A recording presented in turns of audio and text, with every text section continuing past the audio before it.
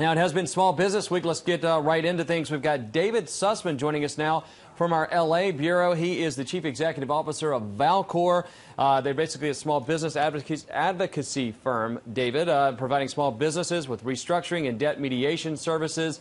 Thanks so much for joining us here to wrap up the week. And we're going to talk about some of the issues facing them, and we've highlighted a lot of them throughout the week. But perhaps you have some solutions for us and certainly some ideas, I'm sure, for regulators. But let's talk about your theme of two economies here. We talk about the broader economy, macro concerns, but for small business owners, really, I think the focus often is very micro. Am I not right?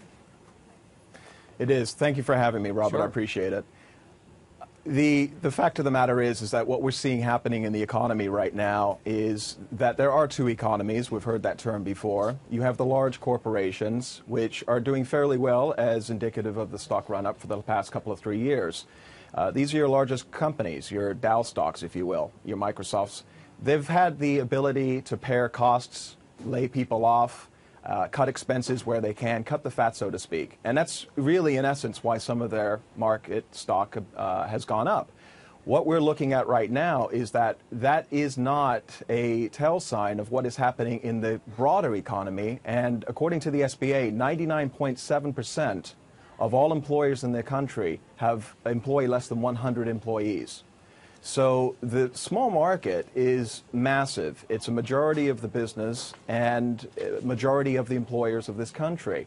And it is the small business that has been unable, unfortunately, to share some of those same cost-cutting measures as far as laying people off, paring their costs, cutting costs, and really finding ways to lower their expenses than the larger Wall Street or the larger corporations have been able to do. So what we've been seeing is that the larger companies, while they may be improving somewhat, the smaller companies are definitely still finding that it's very, very tough, very challenging in this marketplace. Yeah, we saw a lot of those revenues going straight to the bottom line because, as you said, they cut a lot of the fat, and not all it was necessarily fat, but much easier for a larger corporation than a small business of 8 people to lay someone off or to go without maybe investing in the business, because I think the capital spending there is on a much more timely basis, whereas large corporations can plan for a longer span of time. Talk to us also, we've talked a lot about loans, access to loans. We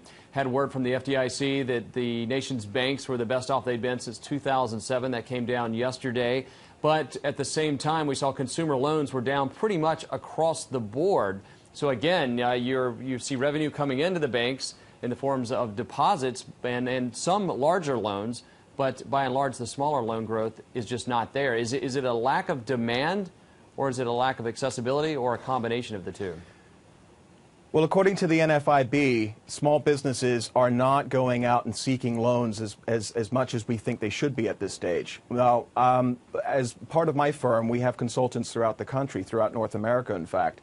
And what we find is that when we're speaking to business owners, they would like capital, but they don't think that they would be able to qualify. The stringent regulations today from the banks is so vast that it really, unless you have an 800 credit score and you haven't had a blemish on your report since 1976, a lot of banks, mainstream banks, won't be lending to you.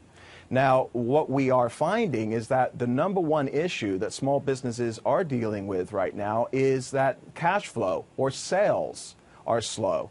And so if they were to go to a bank would take a look at their receivables, and they would be doubly concerned from the standpoint of the debt service, or in other words, whether or not that small business would be able to pay back that debt. Now, David, and so business owners, yes, Robert. I was just going to ask here, though, we sort of, is it possible to sort of separate the lenders into a couple of categories here, the major national banks versus maybe credit unions or community banks? Maybe they have a better success rate there, and is that sort of a way that you would advocate for small businesses to go?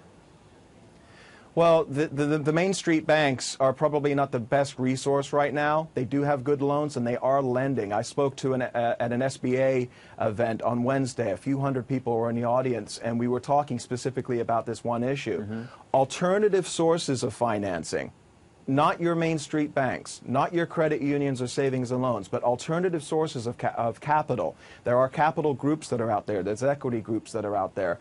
There are bridge lenders. There's hard money loans, which I necessarily wouldn't recommend unless it's absolutely the only option. But there's a lot of money that's been sitting on the sidelines in the last couple of years that hasn't been invested into the economy, and there are pools of this capital now available if you know the right resources. And how do you find it? It's one of the things that we do. Well, you have to go with, obviously, a firm that has a very good network of established contacts in the lending institutions, whether it's categorized lenders, whether you're dealing with mezzanine, hard money, equity, and it really is about who you know. The biggest issue that we're seeing right now is that a lot of commercial real estate, for example, is a big issue. Big issue. Commercial real estate, CRE, and a lot of people had bought loans and basically bought real estate and properties in the past 10 years during the run-up when interest rates were low and everybody was lending, and now their terms are coming due. This year, next year, over the next couple of years. And as these terms come due, as these loans come due, a lot of these properties are underwater. And the banks are not going to refinance any properties that are underwater. Now, the banks certainly do not want to be owners of these properties as well. They're trying to get rid of properties. And so there's a lot of money that's out there that's interested in investing in commercial real estate that may be in a little bit of trouble right now, and they're able to refinance, maybe do, and this is something that we do, takedowns of notes with banks and restructure the entire debt. So more restructuring firms also, I would presume private equity would be involved depending on the size of the real estate out there. But let's quickly move on here. What is the #1 issue? I mean, we've talked a lot about regulations, taxes, or health care. What are you finding, though? Which one of those three is the hottest of the hot-button issues here as we head into full-on into the campaign season? Well, when you're talking about taxes, we're talking about uncertainty. That's a major issue. But I think the #1 issue right now, when I'm speaking with business owners, is regulations. A lot of people don't realize this, and this number is going to shock some of your viewers. But there's over 400 existing regulations right now for small businesses that small businesses have to spend billions of dollars a year, every single year, just to abide by. But what most people don't realize is that in the pipeline, there are over 4,100 new regulations being formed right now for small businesses. Let me repeat that.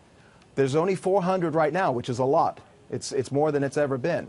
But there are over 4,100 new small business regulations in the pipeline that are going to start taking effect over the next couple of years, and they're talking about this costing small businesses in time anywhere from $80 to $150 billion a year just to abide and learn about these new regulations. David, that is one of the biggest issues that we're dealing with. David, they may not be able to pay themselves to handle this, and some of the large companies, the public ones, complain about Sarbanes-Oxley, but this sounds as onerous or more so for some of the small businesses. We'll have to have you back on to talk about this for an update at some point. But David Sussman, the CEO of Valcor, thank you so much for joining us here as we wrap up Small Business Week. And clearly a lot of obstacles ahead, but hopefully more success stories ahead as well. We'll look for an update from you.